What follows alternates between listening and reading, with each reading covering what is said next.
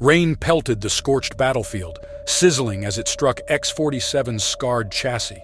Steam rose from its metallic frame as it assessed its surroundings, its flickering optics betraying the waning power of its core. Charred debris and twisted metal littered the ground, interspersed with the remnants of fallen comrades. Each step crunched underfoot.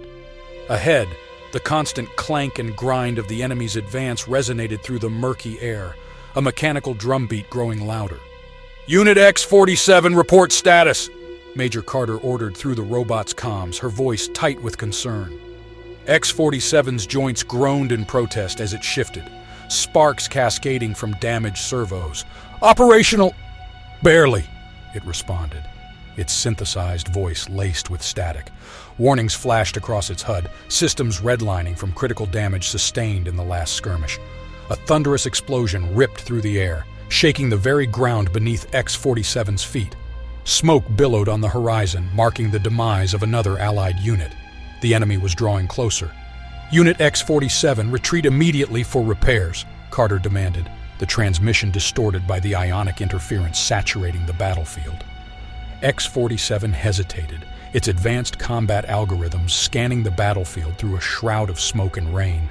Assault drones advanced in tight formation, loaded with weaponry, while the ground trembled under the weight of approaching war mechs. "Affirmative," X-47 lied. With a whir of servos, it turned to face the oncoming fight and readied its remaining weapons. Rain hissed against its scorched armor as it charged across the ruined landscape. Plasma fire rained down around it, the deadly bolts splashing against its weakening shields.